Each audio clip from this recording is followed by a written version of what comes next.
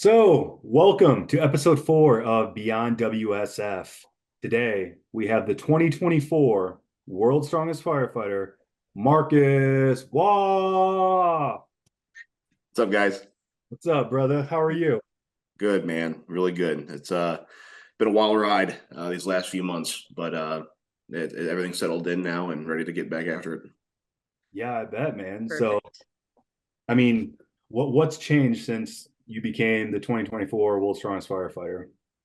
Really, nothing's really changed when it came to um, you know um, how I was treated at work and that kind of deal. He's still one of the guys, but uh, what's changed though is just the amount of exposure it has gotten me to kind of build some of the things I've wanted to do with the Waugh Strong charities and just being able to get more exposure of what we're trying to accomplish. So, what is Waugh Strong? What is it? So Waugh Strong is a nonprofit, and we're starting. And I had no idea the amount of paperwork and legal crap you had to do for a 5013C ABCDQ. I don't know, C3P. but it's a whole bunch of stuff to do. But what we're trying to do is raise money and awareness for first responder and veteran mental health. That's awesome, man. How are you incorporating that? Like what are you going to bring into the mental health aspect? Are you going to work with other organizations, specific therapists, therapies, yada yada? We already worked with the VA. I was never a service member. I had a lot of friends that came back home from being in the service that had some really issues. And also, us as firefighters, we see things and do things that normal people don't see and do. So we sometimes we bring that home. So I want to make sure that we bring awareness to it first, and two, to raise money through. I had a Waugh Strong benefit strongman competition here in Toledo. Tyler, you, my man, you came in and competed in it. We raised $3,000 after all the overhead costs, and some of the overhead Wow. costs is all the athletes in a hotel overnight for a one night stay. Wow. Us, so we were able to, even through all those expenses, we're able to get $3,000. That's going to be split three different ways right now. One to the it's called Veterans for Veterans. It's a groups getting started. They kind of build that camaraderie again for veterans that have been out of the service for a while.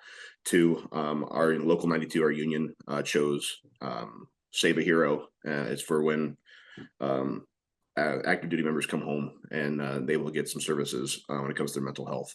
And then finally, because of the Waugh Strong competition, we had some pretty cool conversations. And in Lucas County, so the Toledo area, there's going to be a mobile crisis unit. So if a veteran or first responder or family member of those is having a mental crisis, we'll actually go out and get them the services they need. So that was the last third of the donations is going to go to that group as well. Yeah, So, that's really cool. yeah, is that mobile crisis unit? Is it going to be like licensed therapists? Is it going to be firefighters, police? Is it going to be a mix of everyone, or who's actually Licensed therapists, service members, um, firefighter, first responders, that kind of deal. We're all going to get special training, and we'll be able to go out and hopefully save some lives. That's awesome, man. Very That's cool.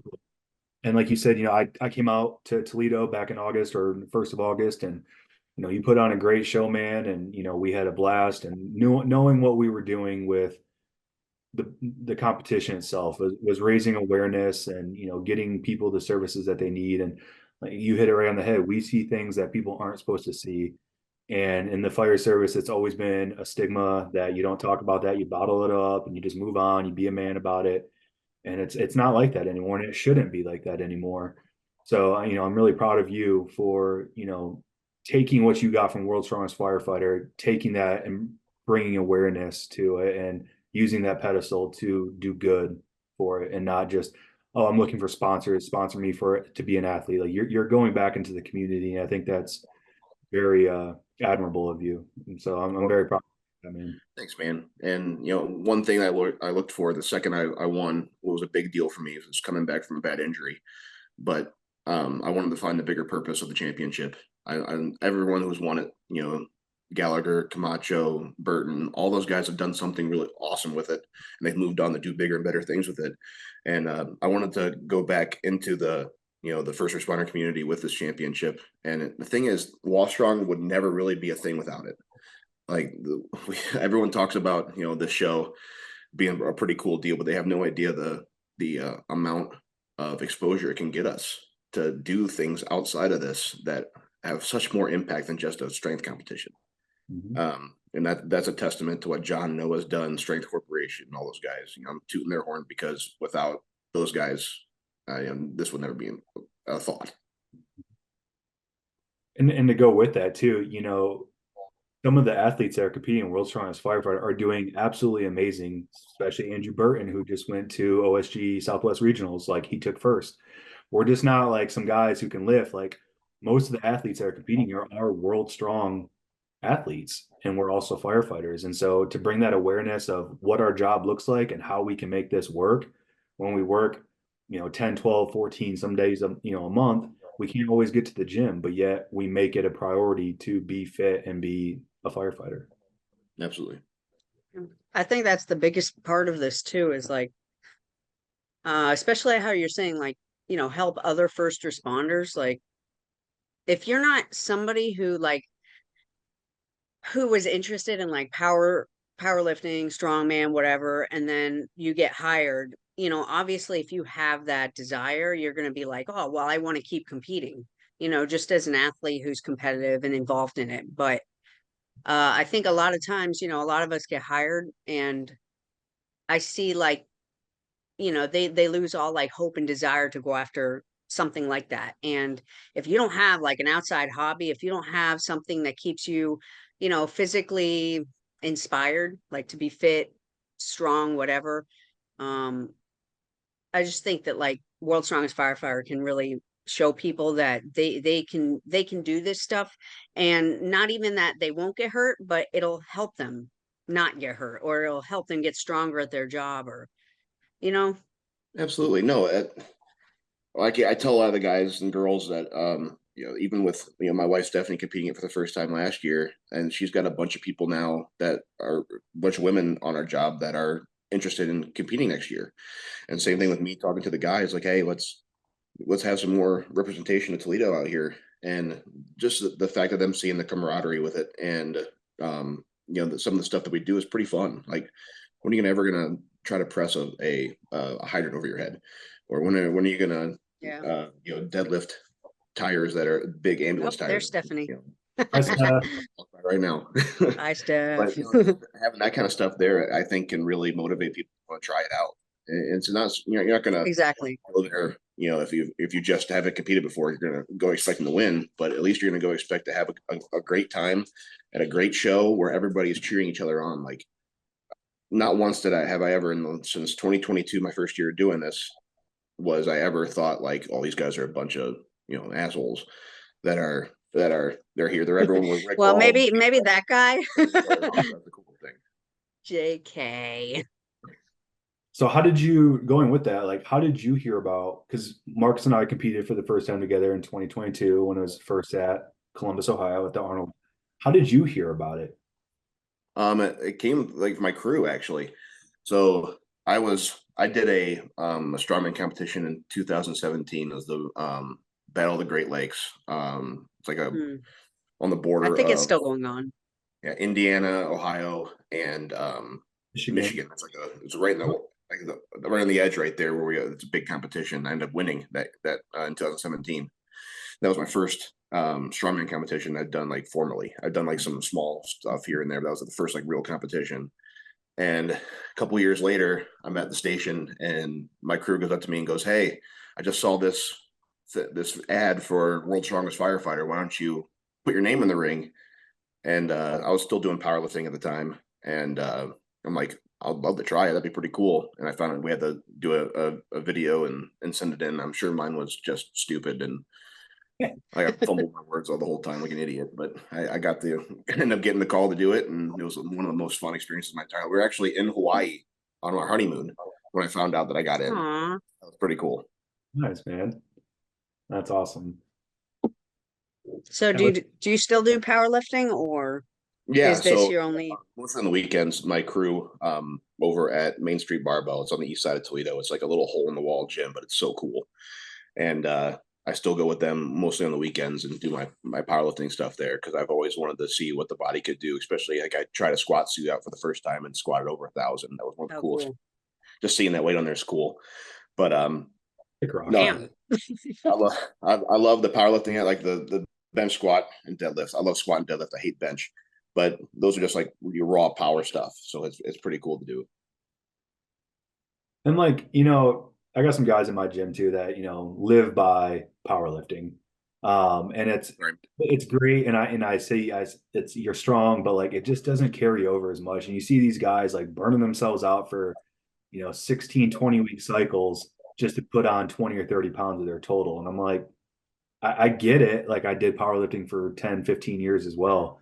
But I was like, once you switch over to strongman, like your functional strength just skyrockets because you're Oh doing yeah.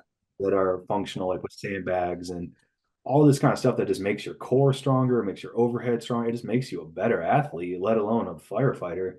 Um, but yeah, it's one of the things with powerlifting. It's great. It's a great thing to do, but I think strongman really for functional fitness of the firefighter service, it's the king for sure. What was that? I'm sorry, I can't hear you. You're good. I just said in the fire service, strongman is the king. Like it really carries over. Yeah. No. What I found with strongman and bringing back into powerlifting is that my deadlift skyrocketed because of sandbags. Mhm. Like my best deadlift ever was like 720 at the Arnold in 2020. But then after doing sandbag stuff like that, my best raw pull now is like 810, and Mhm. then put a suit on, did that 900 at the Waugh Strong. Like that was all from strongman. That wasn't from me doing anything special when it came to deadlifting and at the gym. That was all doing strongman stuff. So All you right, could, so hold on a second. Are you saying that you were at the Arnold in powerlifting as well? Because I did not know this. Yeah, in 2020. So the year that they it was the COVID year, so Yeah. no spectators. spectators were allowed there, but athletes were still. So I qualified back in Wow. 2019 for the 2020 Arnold for powerlifting, the XPC World Championships. Oh, XPC. Okay. Yeah, Gotcha. got second place. Wow. Wild. That is so wild. You just learn something new every time you talk to Right. him. No, That's pretty it cool was though fun. to be able to see those different experiences too.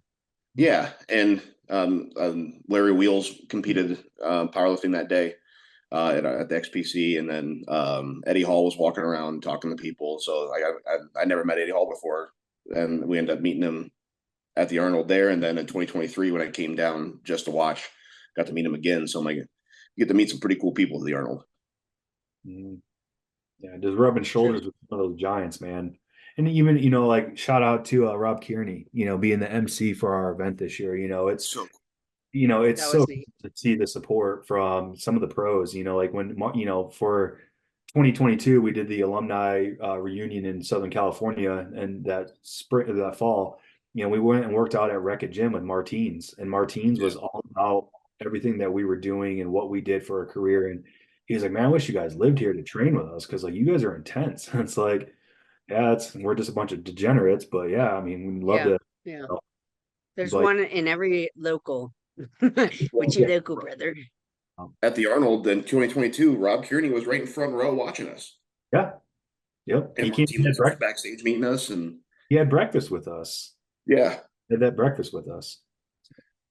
and that's what anyone watching, they haven't done this and Gotcha. they want to do it. It's such a cool deal. The fact that it's not just a competition experience as well. Like some pretty cool people Yeah. come around to watch us, and so if you're thinking about it, anyone freaking do it. It's fun. Yeah, I mean it's cool in like every sport. That's why I was super disappointed when Highland Games didn't make it this year. But because like I came from bodybuilding, and bodybuilding, the Arnold is like it's almost better than like being what is it, Mr. Olympia? Yeah, Almost. yeah. Well, yeah, Miss I mean, Olympia, I'm sure it's a bigger deal. everything. But yeah, the lady who got second place last year in Miss Olympia, Angie, Yayo, she is Toledo. She's from Toledo, Oh, and she's one of our oh, training okay. partners over at Main Street. So it's always cool to see Oh, her. that's She's on the cool. roster. I'm sure she's strong. Like 315 bench for reps. Oh my God. That's crazy, man. I will say though, like personally, I don't know. My strength was maybe like 3/4 of what it is now. Yeah. It was never like for strength, you know. Yep. When you're trying My to build joints them, got really burnt out that's though. 50 for stuff. What'd you say? Like everything was trying to build the muscle when it came to just the look of it. So I mean, sets of Yeah. 50 and stuff like that, and then your diet was just stupid restrictive. I couldn't do Oh it. my God. Yeah, that's why I'll never go back to it. What do you that's a fun question. What I don't know if you track your macros, but how much do you eat a day, like in terms of calories? Right now, I'm kind of chilling out on how much I'm eating, just because it's so much food. But here comes October, November. I'll be trying to eat around 5,000 calories a day. That seems functional, right? Is that a good word? What was that? That seems like a functional goal, you Yeah, know? It's not yeah. too much, too little. No, and like if I even eating 5,000 calories a day, I'm still forcing myself to eat. Like, Oh, I'm uh, sure. yeah, like trying to wake up early to get a meal in before work, and then get a breakfast at work, and then lunch. Like it's just so much it's so much planning, and I'm thankful that Stephanie trains as well for this, so we kind of prep together, so that we're not and no one's in it alone, which is nice. Yeah, I mean, I think that's one of our questions. Um, I forget what the exact question was, but we were going to ask how, because like if it's two firefighters living together that are married, that's one thing. And then if it's one's prepping and one's just managing whatever, that's another thing. But to have two people prepping at the same time, like how do you guys manage doing all that plus everything else, the kids, time for yourself? Well, what's nice is that we're both on different shifts, so I work and then she works. And so that third day we're together. So that third day, we both train and prep so that our time together is we go to the gym together. And I'm thankful to have parents here that are real close that love watching Dexter when he's in town, when they're when we have to go train. So it's really nice to be able to have that time alone on that third day, at least for a couple hours, so we can reconnect and talk about our day and stuff like that, and then train as well. And that since we're both doing competitions, it makes it easy for us to, because we're both training for the same thing, so we don't have to worry about our diet restrictions because we're both doing the same Hmm. diet restrictions. So that helps a lot. And then it's always nice because since we're on different shifts, someone's always home with the kid, so we don't have to spend an arm and a leg on our daycare and childcare type of stuff. And Yeah. then we have two dogs as well, so someone's always home with the Aw. dogs, so it's nice. Aw. What kind of dogs? Pit bull, full blown pit bull, Dewey. He's a couch potato, Aw.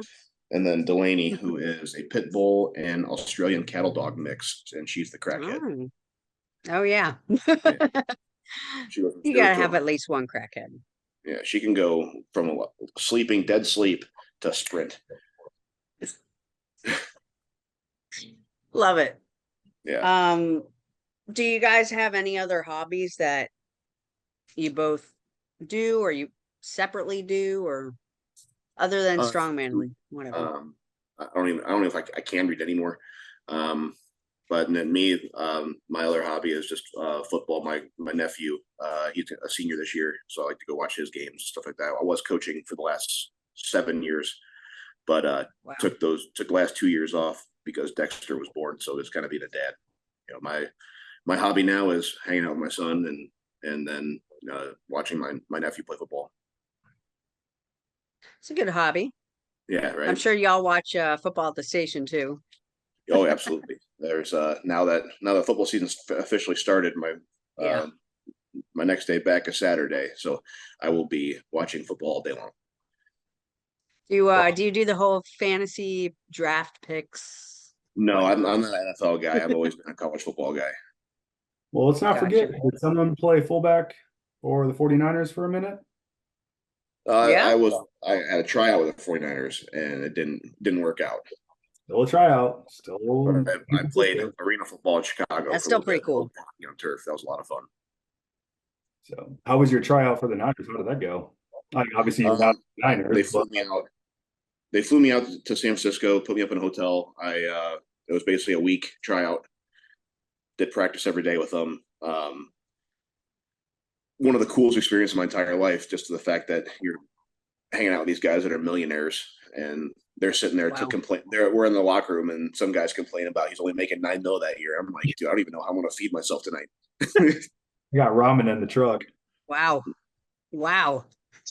But I knew the NFL wasn't for me when I hit somebody as hard as I could and nothing happened. I'm like, okay, maybe this isn't for me. So did you play Wow. Chicago Rush? Yeah, Chicago Rush out in Chicago, and that was like hockey on turf. That's one of the coolest things I've ever experienced when it came to football. So I had an opportunity to try for the Barnstormers right out of college, and I didn't take it, and I really wish I would have tried it just because I loved arena football growing up, like Kurt Warner back in the day, like and especially when he played for the Iowa Barnstormers. Man, I wish I would have took that tryout back in 2011, 2012, whatever it was, but it's never worked out. Never did it. So that you wouldn't play with me then, because that's why the 2011 season I was in Chicago. Were you? Yep. Yeah, And we've talked about it before. You and I both were recruited by University of Toledo. We had those times where we were out there too. So we didn't figure all this out until we met. And then all of a sudden, oh shit, it is a small world. Yeah. I know. I remember seeing you That's in surprising. 2022. I remember seeing you 2022, and I'm like, he looks really familiar. And Yeah. then you're like, you're really familiar. We started talking, like, holy crap! Like, it's just a. And then Tunde was there. We played together at Cincinnati, and so to see him there, I'm like, man, this is a small world. Mhm. What's he doing? Is he still competing? No, he just does the. Um, he works out. He's a fitness influencer on the Instagrams and all that good stuff. Mhm. Dude's built like a freak Greek god. It was massive. It was a massive dude. So All right. Um, let's circle back, I guess, to the focus of the podcast. I don't know. What is the podcast about? Um, so I think it's important to touch on like injuries, just for the crowd that we're appealing to. And not just like strongman athletes. I think all strongman athletes get injured at some point. There's like an old saying, like how much injury can you or pain can you handle is what makes you a good strongman. But firefighters, especially firefighters, because that's what they're worried about. So if you could just discuss, what the injuries that you worked through and the choices you made in terms of like rehabbing, choices of surgery, not surgery, and Yeah. if there's any limitations towards your training that is ongoing or into the future. All right. So in 20, no real injuries on the job per se. We've done a really good job. I fully attribute to strongman training and staying in the gym. I haven't had any injuries on the job per se when it came to doing the job itself. Um, Everything that I have gotten surgery over has been because of football. Left shoulder injury, labrum tear back in 2026 or 2006. Got that surgically repaired. 6 months later, I was playing in an all-star game. Wow. Left ACL, MCL, meniscus in college. Mm. Had surgery, was out for a year there. Some redshirted my freshman year, and then in 2020, end of 2022, I was training for World's Strongest Firefighter 2023, and did a charity flag football game and fully ruptured my right Achilles. Tore it right in half, and half of it rolled up into my calf and all that good stuff. So was not fun. Was I literally thought like someone stepped in the back of my foot. I literally like turned around to look to see who stepped on me, and that's when I found out that no one was there. I tried to take another step and just collapsed. Wow. It felt like I got shot in the leg. But my trauma surgeon, by the name of Dr. Tank, he did a fantastic job. But he said, I'm going to get it back to where you can be a firefighter again, but I don't know if you'll be able to compete again. So there's a lot of stress with strongman. It's basically be up to you, but I don't think you'll be able to compete again. And Wow. when you said that, I said, okay, that instantly said I'm gonna prove you wrong because this is something I've always wanted to do. Like I was fighting hard for that 2023. So And being there in 2023, watching everybody just made it even worse. Like just that fire and that want to be out there with you guys. So I trained real hard. I hired a coach by the name of Ben Pauly, and we set a plan up to first of all test it in Ohio Strongest Man in 2023, and then that was September of 2023, and then we go on to try to win World's Strongest Firefighter. And for the first 5 months of rehab, probably one of the hardest things I've ever done when it came to rehab stuff. Like my knee, yeah, it was rough. Shoulder wasn't that bad at all, but learning how to walk again, like going heel to toe and stretching it out again once they shaved off the ends and reattached with a bunch of sutures. I got like 6 sutures and I have a big lump in the back of my Achilles where all the sutures still are.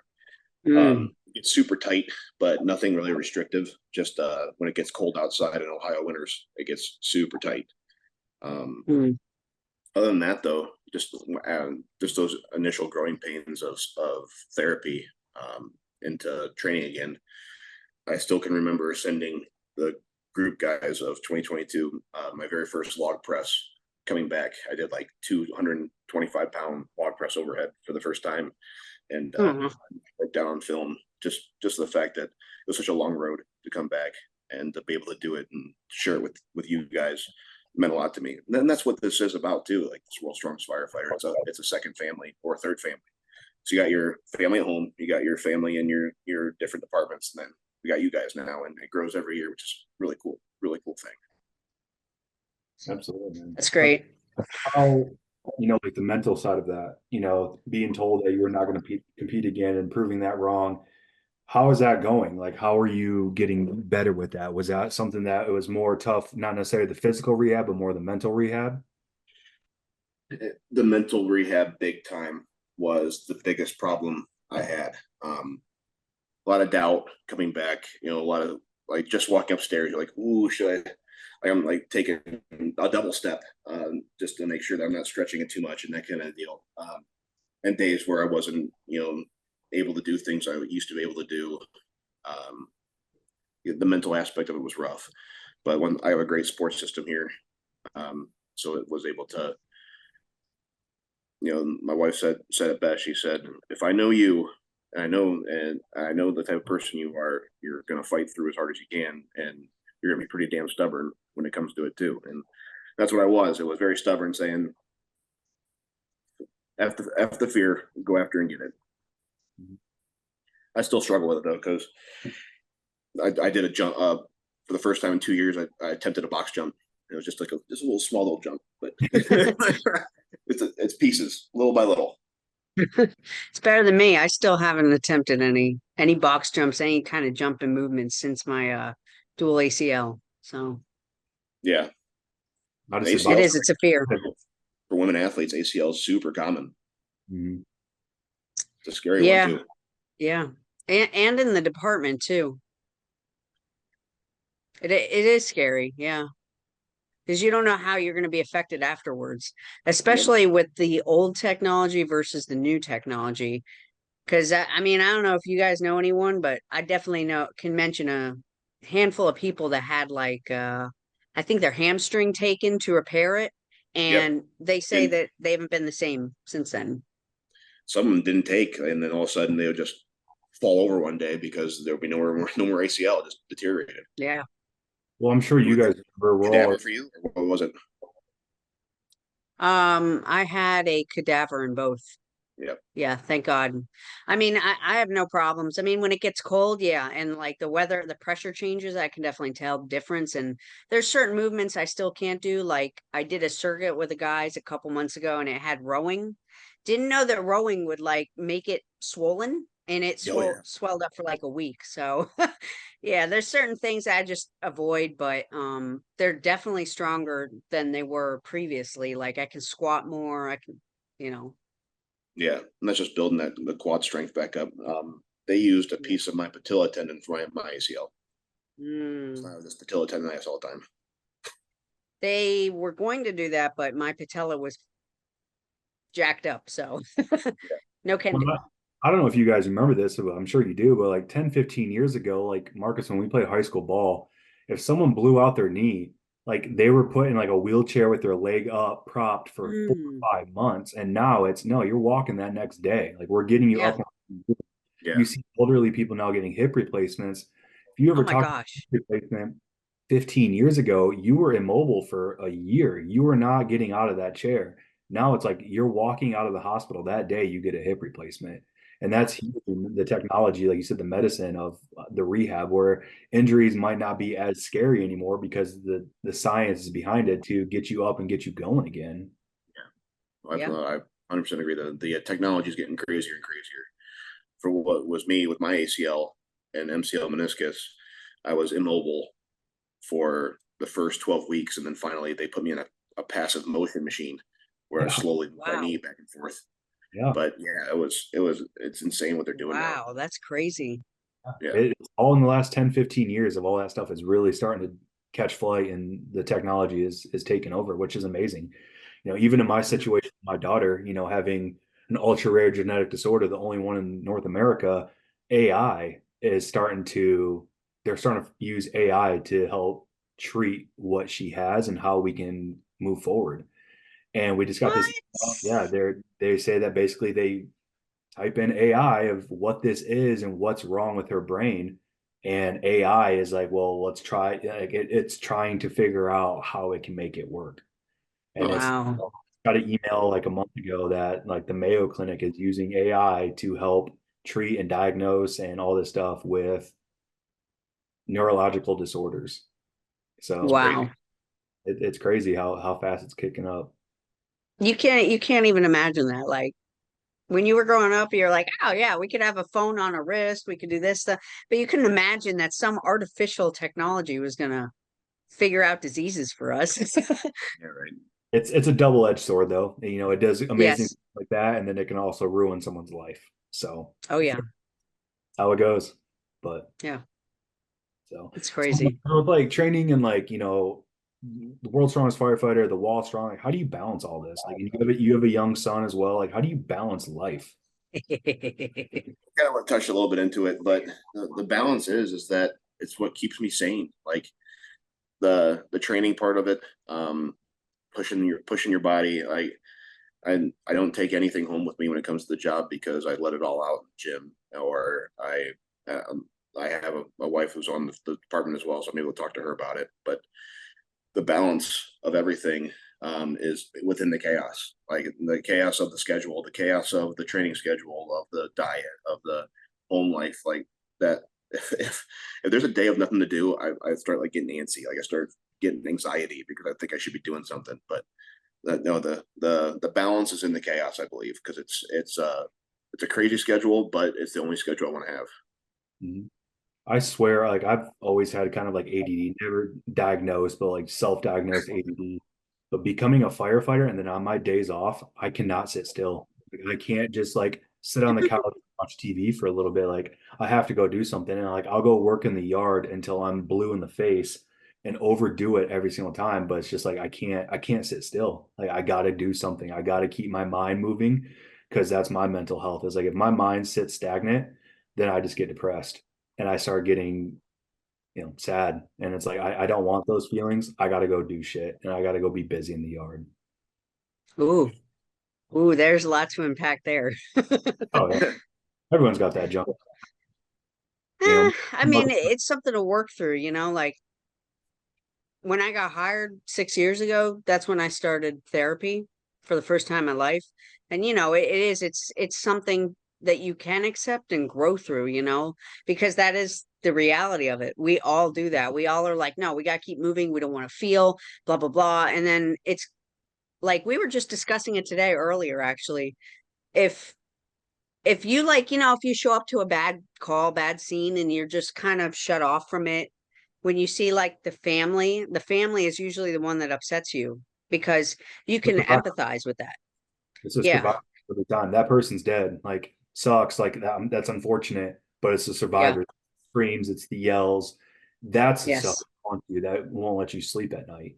As I Yeah. mean, and of course you see some gory things, and yeah, that sucks. Yeah. But it's the survivors that's always fucked me up because it's Hmm. that person's having the worst moment of their life right now. And now I got to go back to bed at 2 o'clock in the morning. Like I'm not going to. So then I don't sleep. Yeah. I try to wake up and I try to go to the gym and I have a shitty gym session, or, I'm short with my, Yeah. I didn't sleep and I just saw something I shouldn't have seen. And that's tough and that's hard to fucking deal with. So I feel like it's hard for us as firefighters or in first responders to just kind of come sit down, because then that's sometimes when you deal with those Sure. emotions, rather than like, well, if I just go stay busy in the yard, I'm not going to be thinking about that and I can try to move on from it that way. And yes, that's not always the healthiest way. Sometimes we do need to sit down and just watch TV and Yeah. not do anything, but that's a hard thing to kind of work on. I think it's a healthier approach if, like for us, EAP, therapy, whatever, that stuff's available to us, right? So we don't like it goes through the insurance, whatever. If you can at least force yourself to do that even once a month, or sit and talk with somebody about a call, your feelings, emotions, um, even your, wife. Mhm. But if you can just sit and be able to process emotion, I think it is at least better than not dealing with anything at all, not accepting that you have something upset you, whatever. Oh yeah, I mean, and it's all about getting conversation started. That's one of the things that Waugh Strong was built on too, is that just getting conversation started. And one of the, that mobile crisis unit that started, I mean, that just came from conversations. And to be able to get, veterans and first responders the help they need when crisis is going on, and is so I'm so dang proud of. And I want to build on that more, to the fact that EAP is nice, but they don't know what we went through. And they don't know Sure. what that. It's just a therapist, some guy come and talk to us. Like, a lot of therapy Yeah. people, they're saying, "Well, you need to do this." Like, you don't know what we went through. Like, you weren't there when I was doing CPR on this 9-month old kid. Like, Yeah. you weren't there when I had pulled dogs out of a fire that were burnt to a crisp. Like, you weren't there when you see that kind of stuff. So Yeah. the we need to have more peer counselors and more peer therapists. And it takes money, it takes training, It it takes does. grants and programs through our government and our cities, our municipalities, wherever we are. And I'm hoping that Waugh Strong can build more into that kind of stuff, so where we're not just talking to some random person, we're talking to somebody who actually knows what we've been through and knows what we're going And this is, Yeah. kind of the same, Yeah. it's the same tree, but different leaf. Harry Walker, Shaw Harry Walker was, he stopped by a couple weeks ago. We were kind of talking about that with mental health and veterans and stuff like that. We were kind of talking about the difference between Vietnam and like World War II. So Vietnam, when they were done with their tour, they basically were put on a helicopter by themselves and flown back to America and said, good luck with the rest of your life, right? Like that's how it was kind of done. World War II, when they were done, they all came back together and they all came back together on a ship and spent 2 to 3 months on a ship coming back to the States, where they got to talk and express themselves to each other with what they have just seen and how they are going to deal with it and be able to work through those problems. But like in Vietnam, it was, here's a helicopter, you're getting flown back to the States, good luck to the rest of your life, kind of thing. And I feel like sometimes in the fire service, it kind of feels like that, where you Yeah. see all and like, all right, good luck, like that's how it goes. But then you start to Yeah. see departments that say, no, we're in this together, we're going to help each other, and we need to talk this. And like all that conversation needs to be is, man, that call fucking sucked, through. and let it go from there. It doesn't need to be like, hey, we need to go to a room, we need to sit down. Like you sit back in the truck, you put your headsets on, and be like, man, that fucking sucked. And just let it take off. And if someone's not picking up on it, are you guys okay? How are you dealing with that? Especially with our new guys. I'm always asking our new guys after a code or something like that, like, are you okay? Like, and it could have been a standard run of the mill code, 75-year-old Mima, whatever. But hey, that was your probably first time seeing death. Are you okay? Like that can suck. So just starting those conversations and us being those people that say, hey, are you okay? Like, Yeah. how are you mentally right now? Because I need you to be here. So I like what our department does, and I don't have a lot of exposure with what other departments do, like in terms of like anything, but have you two heard of CISM? You know about CISM or okay, so CISM, CISM is critical incident stress management. I feel like I have S wrong, but it's kind of like a team that's activated every time we have something like really crappy. I'm not talking about like a code. I'm talking about like Child for pornography. example, we had a whole family killed the other day in a car accident, like 6 or 7 of them, and with one lone survivor, and it was just a really bad call. And so after the call, they'll activate this team, and it's normally like your battalion chief, your EMS captain, and then a group of peer support individuals that they can call over. And you go out of service, and you might go out of service for like an hour or two. It just depends on how long it takes, but they'll come over, and basically it's like what you said. You sit down at the table, and they'll be like, if nobody has anything to say, they'll be like, all right, so can somebody tell us what the call looked like? How did it go? What did you hear? And once somebody starts talking, then you start getting everybody talking. Everybody's able to say, yeah, that part really sucked, or I felt like this. And I think that model is super helpful. Yeah. But I thought CISM was like a thing that a lot of departments knew about. So, Marcus, before we started this, Marcus, we have the exact same thing. It's just called peer support, and it's in our county. So Mhm. there's guys on every department, 10 to 12 guys in every department who go through some extra training. And if you run Yeah. like a child fatality in a car wreck, or something like that, 6 members of a family die, Yeah. that the county gets notified. They send guys to your department. Your rig goes out of service until Yep. 6 hours, if that's how long it takes for everyone to feel like they're either good to go back on or they need to go home for the night, whatever it is. But yeah, ours is called peer support system. Yeah. And that helps a lot. I mean, but again, that's only for like critical calls. You don't know, like sometimes you're sitting there with someone else watching a show and something affects you and it brings you back to a call. So for all the other stuff, it's like everything we've talked about. Yeah. Marcus, like being in Toledo, like you guys are a pretty hard-nosed department, right? You guys have a lot of medical calls, a lot of drug overdoses and things like that. Like how do you guys deal with things there? What we have is EAP, and it's not enough. It's a group of people that come out when there's a critical call and basically say, anyone want to talk? No, okay, bye. It's Wow. that's But the thing That's your is, like, EAP? yeah, but so the thing is, some people don't want to talk. Like, some people want to let it process first, and I wish that's Yeah. what something I want to bring this to as well when it comes to this crisis team that we're starting, is that to let it simmer, like take them out of service for a couple hours, and let it simmer, and then when they're ready to talk, talk, Hmm. and let it all come in their own time. And it may not be that night. It may be a couple days later, maybe a week later, maybe a month later. They're ready to talk. But as long as there's somebody there who is one of us and that has been there and who has been on the job and seen the things, is there to talk to them when it's time to talk and when they're finally ready to talk. That's my goal with this whole thing.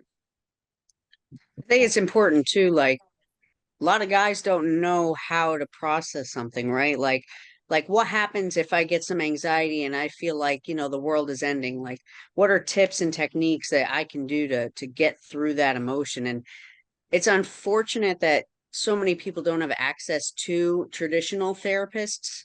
Like for example, we have 50 in an insurance network. You find Yeah, one that you feel gets along with you and they can teach you those things, but yeah, a lot of people don't have access to that. yeah.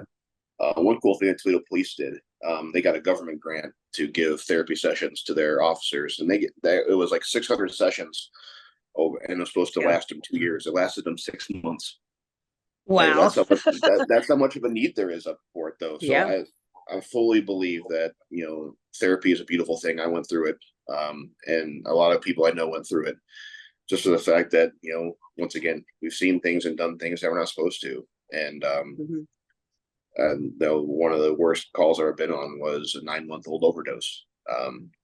Got into daddy's stash thinking it was powdered sugar, ended up being fentanyl, Mm. Oh and wow.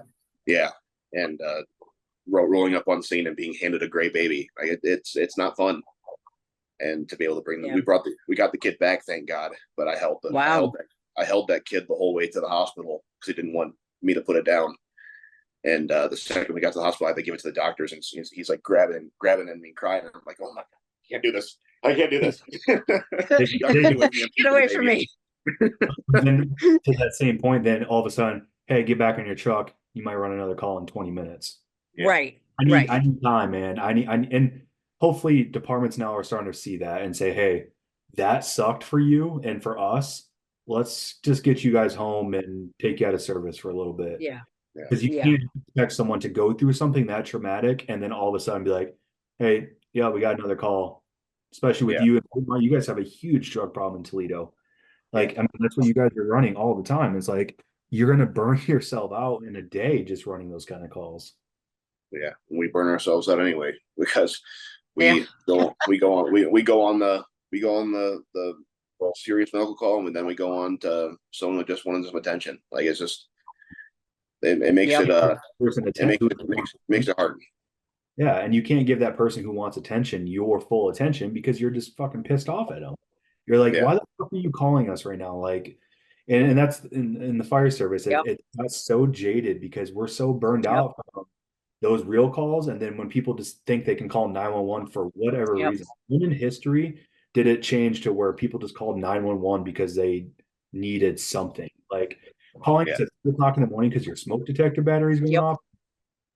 Is that Yep. really you? Where did that line happen? Where like this is not an emergency. You're just calling us because you can't do this. Like, Yep. and that burns people out. Yep. It's all the medical. It's all the bullshit. We don't get burned out from fires. We don't get burned out from extrications.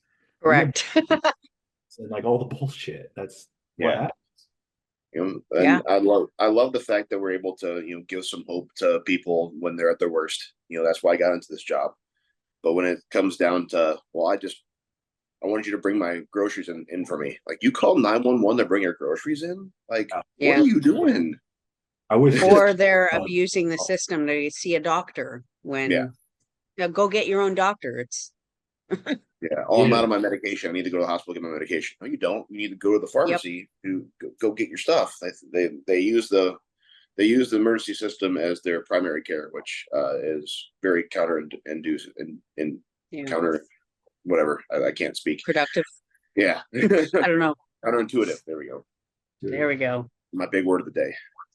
So we had a frequent flyer. She called us 99 times in 4 months for a lift Oh assist. my gosh. And it Oh was my just God. like, why? Like, this is even after like 20 times, we're like, you need to call the county and start getting some resources here because you're taking Right. our out of service to lift you from your chair to your couch. And it was Yep. like, it was like clockwork at 8 o'clock in the morning and like 7:30, 8 o'clock at night. Yep. That address would pop up. And you're just like, motherfucker, like, Yep. fuck off. And But that, Yep. if you tell someone on the street, I'm telling this lady to fuck off in my head because she's calling 911. They're like, oh my God, like, she needs your help. But that's what the fire service has done is make you jaded Yeah. toward people who need you. there are some frequent But just flyer. imagine if everyone did that too, you Yeah, know? there are some frequent flyer though that kind of make your day because it's this sweet For old sure. lady who just needs help and stuff like that, or she's so happy to see you guys when you walk in and you sit there and talk to her. There's a couple people that you sit and talk to for a couple minutes. That's all I wanted.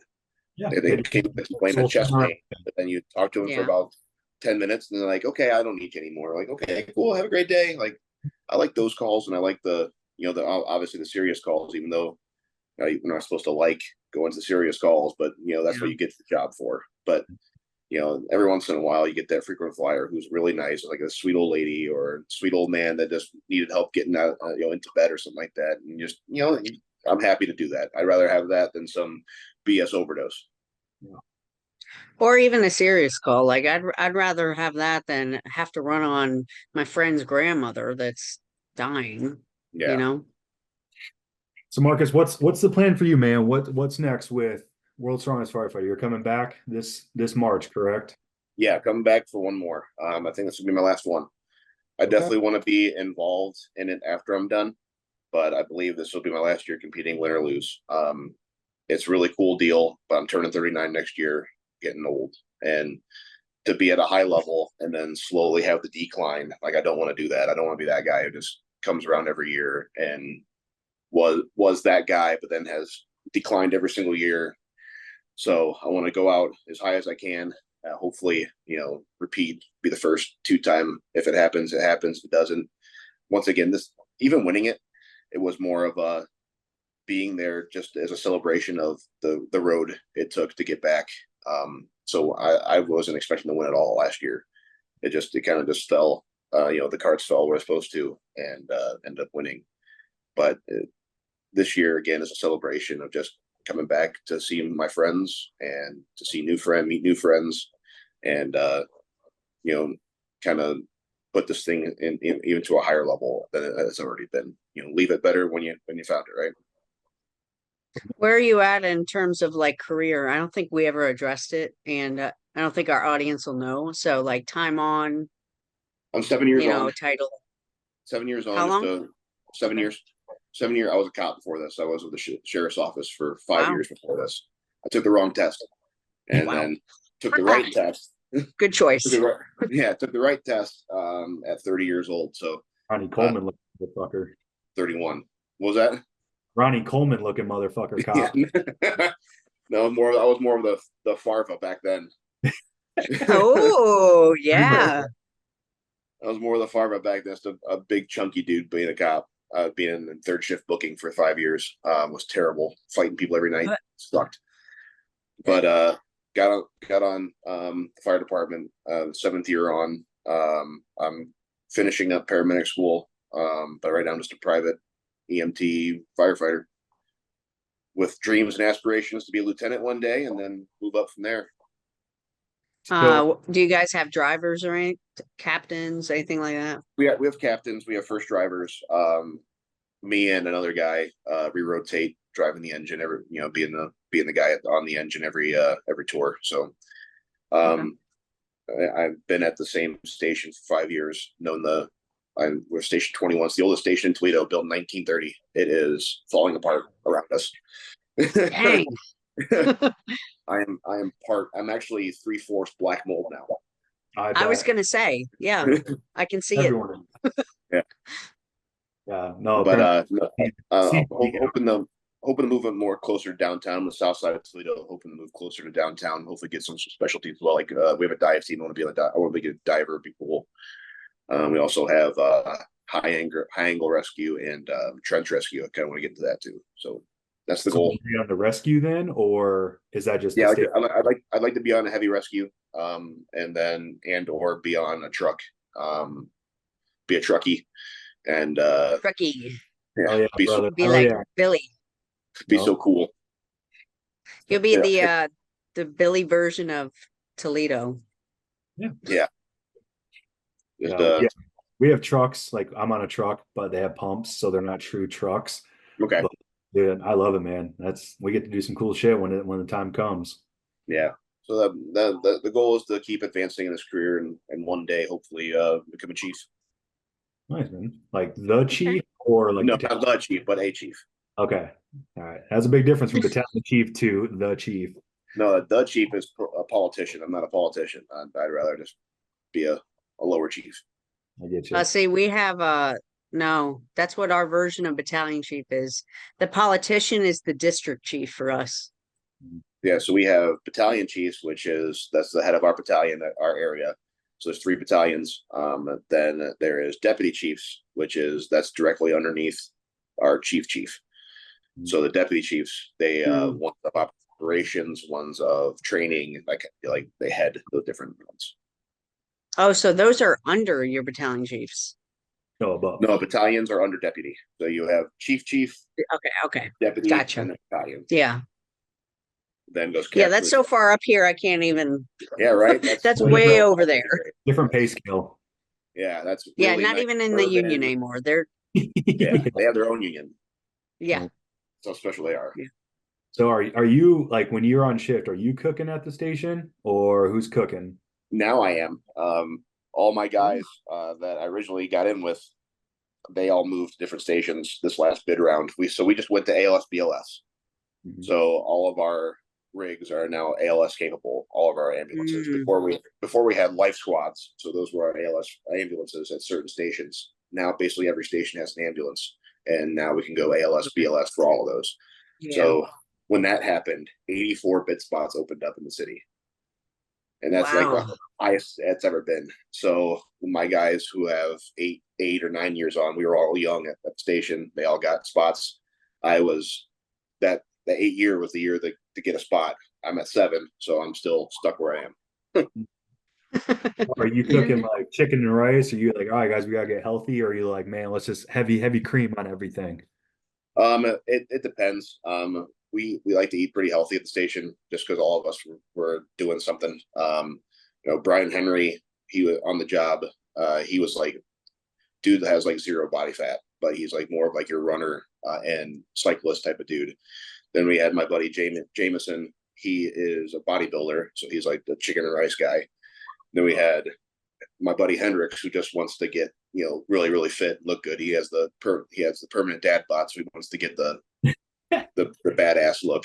So he's one more healthy. So I had all those guys were eating pretty. We had all those guys getting pretty healthy. Now they all left, and now I just eating comfort food because I miss them so much. Yeah.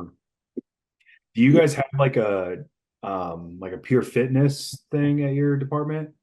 Really the pure fitness thing is that you show how many times you've been to the gym and they reimburse you for how many times you've been or whatever. So just your gym membership kind of thing.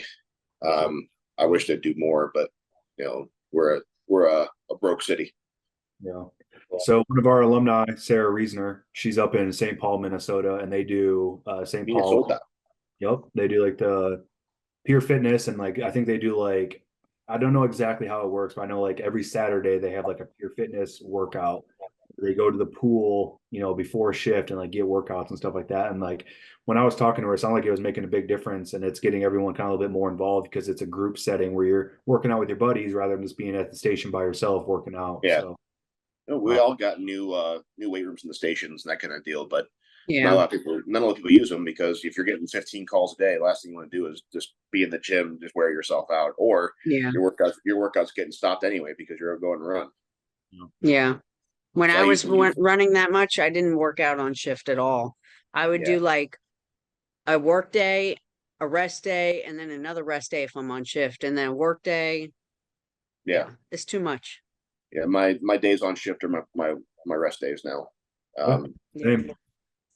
Not everyone can be like out in Kansas where they get like 3 runs a day. Yeah, well, Yeah. you'll get paid for that, so whatever. That's The whole peer fitness kind of sounds like a small department thing though.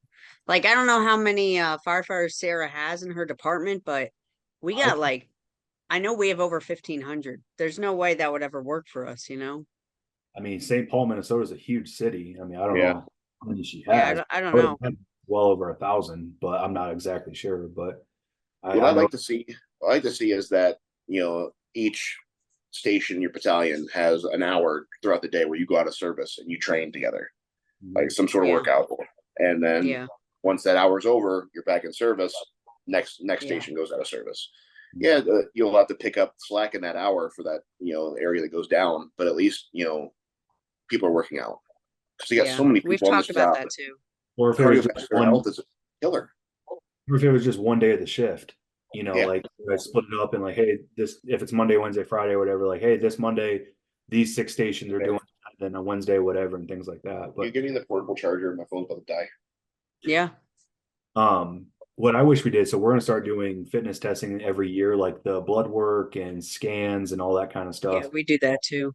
But I hope we start. We do that yearly. We do a yearly physical that the insurance pays for. Yeah, and that's what Yep. we're doing in January. But I wish what we could do is like the first one we get, hey, so and so, you're at 20% body fat. If you get to 17% body fat by the end of the year, you get $1,000 bonus right at the holidays, giving people that initiative to say, hey, if you take care of yourself, we're gonna show you that it's worth it. There's gonna be major benefits to getting healthy. And it might work for some people, and some people are like, oh, I don't want the $1,000. Cool, man, whatever. But for me, like $1,000 at the holidays, so I don't have to pay for people's gifts. Shit, yeah, and I'm already doing it anyways. You know what I mean? Yeah. So I wish departments were a little bit more aggressive with the physical fitness rather than venting a roof that we do 5 times a year.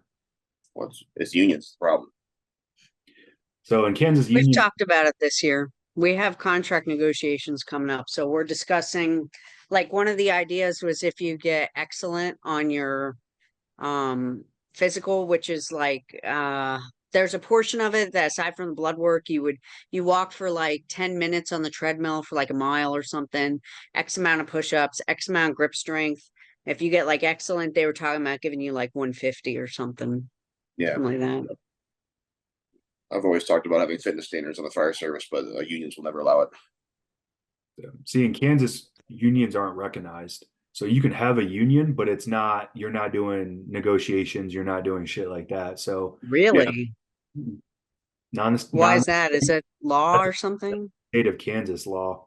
Now you can have Hmm. it, like you can, like we have a union, but it's like, we're doing more community service stuff. We're like, if a guy goes like this last year, the last 2 years, my union has paid for me to go to World's Strongest Firefighter. So like they do things like that, but Yeah. when it comes to like contract negotiating, like, well, no, we don't have any authority in that. And that's a state of Kansas that right. does What um about like discipline issued in the department? all in Yeah. the there's if now if you go to like Kansas City, Missouri, which is 20 minutes away, like that's in the state of Missouri and they have a full-on union and like if something happens, a disciplinary, like the union can step up and say, fuck you, Right. doing kind of thing. Um, Wow. yeah, so in the state of Kansas, it's just not recognized. Now I Yeah. know like Wichita, they're a really, really big department, like KCK, Kansas City, Kansas. Theirs is a little different because I think just the numbers, I don't know the bylaws of it. I just know that in the state of Kansas, you're just not allowed to have them. Wow. So, Tell but you what, yeah, this is just like the fire service, man. Like we start on one question and goes on a 30-minute tangent in the unions, saving the world one conversation at a time. it's like that morning coffee before shift change. That's Oh, right. yeah, just talking about bullshit. Coffee But talk. that's the best part, man. You get on shift, you come in at whatever morning to shoot the bull with the crews, and yeah, man, we didn't even get on the truck till like 8:20 this morning because we were like, oh shit, like it's Yeah. already 8:20, we got to go. So, Yeah. That's what I like. Long mornings, and then you come home and you feel good. Yep. so well, cool, Marcus, man. We appreciate you, man. Like I said, it's great talking with you. You're doing so many good things in the community with that Waugh Strong. I was so happy I could be a part of that and for the inaugural competition. And like I told you, I'll be back next year and keep doing your thing, man. And I'll see you take that title 2 years in a row. That's the hope. I just know that there's no more being a surprise. People know I'm coming now and I'm here, so I got to work 10 times harder because that next person is working just as hard. Mm-hmm. That's right. Have you signed up already? Yeah. What about you, Jules? I'll get there. Yeah, cool. Trying to focus on what I'm doing next. So one Yep. day at a time. Yep. Good thing to live by I as already long. know you're signed up. We don't have to ask you. I'm not. No? I'm not Wow. Woo. to be transparent. I don't know if I'm going to do it this year. So, Yeah. I was talking to Marcus that there's like the natural, what Cahaldus did in Ireland, the natural Yeah. tested strong Strength games. strength games, something like that. So there's a qualifier in Mississippi in like middle of January, and top one Okay. if there's over Oh, if there's over seven, top three qualify for the World Championship in Ireland next summer. So oh, that's cool. that's kind of as of right That's a now. cool goal. Yeah. And so like when Harry and I were talking, like doing these international comps, like, you went to FIFO, like that's kind of where I'm at right now is Yeah. with Marcus, he's 39. I just turned 35. Like I'm kind of getting to the age where like, if I'm going to do something like this, I need to do it now because I'm not going to be the masters traveling to Norway just to compete Yeah. against myself or a couple other guys. Like this is the time to do it. And, I've had 3 great years of World Strongest Firefighter. It doesn't mean I'm not doing it, but right now it's like, what are those options? So Yeah, and it is all about your lifestyle and goals too, like the reason FIFA was so cool to me is because I want to travel. Like when I was younger, I grew up in an environment that I was kind of poor and we didn't do anything. We had no vacations, nothing. So when I went to Ireland, Scotland, London, that was my first time ever leaving the country. So now it's like when I do things like you were saying, it's like I want to do something so that I can be on vacation, so that, I get more out of it. It's not just a competition. in Columbus, Ohio. That's the thing. I spend this money to go stay at the hotel and travel. And it's like my wife's Yeah, like, "Cool, Columbus again, huh? Like, I guess we can't go somewhere yeah, else." But yeah. I think that's kind of the route I want to take, is maybe start doing some more international competitions for a couple years and then see where life takes me. Yeah, that's pretty cool. But I'll be back in Toledo, Ohio next August. That's right. I defend that lightweight championship. That's right. Get a cool little, got a cool medal. Yeah. Oh, yeah, but hey, dude, it didn't even matter about the war. It was all about what the purpose was of being there. That's all it was. Meant the world to have people there from the competition, because once again, like I said before, it's a third family, because we're all, we all come from different backgrounds and different fire departments, but all of a sudden we get together and it's like we're family, like we've known each other our whole lives. It's a pretty cool deal. That's why I love this competition so much. And from John, Noah put it together, and even we even had Lance come out from Zero Dark 30 to take the pictures and video. Like it's such a cool deal, and the support we give each other is unbelievable. Shit, man, And every year it's kind of different too. Like meeting the Taiwanese guy that year, and even the thing where he came out to drink with us. Dude, like it was just a different experience. I saw them give him a shot of tequila right when we got there, and I was like, "Oh fuck!" Oh no! Welcome to America. That's exactly what everyone's like. Welcome to America. I was like, "Oh, yeah." But dude, when I was walking him to the Uber, and I was like, "Do you know where your Uber is?" Like there was nothing. There was a wall of disconnect. I'm like, I don't even. What do I do? I'm just gonna follow you. yeah, and that's all our international friends that we've met now from all these countries, man. It's so cool. It's so cool to see. So no, those dudes smiling are top notch, and who's from France, now Taiwan. What was that guy last year, 2 years ago? He was from Czech Republic. The guy came. Czech Republic. Oh yeah, the Czech Republic. Yeah. The guy. Well, there was two Czech Republics, right? Yeah. Yeah. Yes. Yeah. Jan. Yeah. Jan. And then but there was another guy. Hungary? No, where I can't remember, but it's cool, man. It's so cool to have that, and the networking of it is so cool. So yeah. All I right, agree. bro. We appreciate you. Thank you for your service, gentlemen. Thanks for your service. Brother, sister, brother. All right, brother. Well, stay cool. We'll holler at you later, man. See you guys. Have a great day. All right, see you guys. Yeah.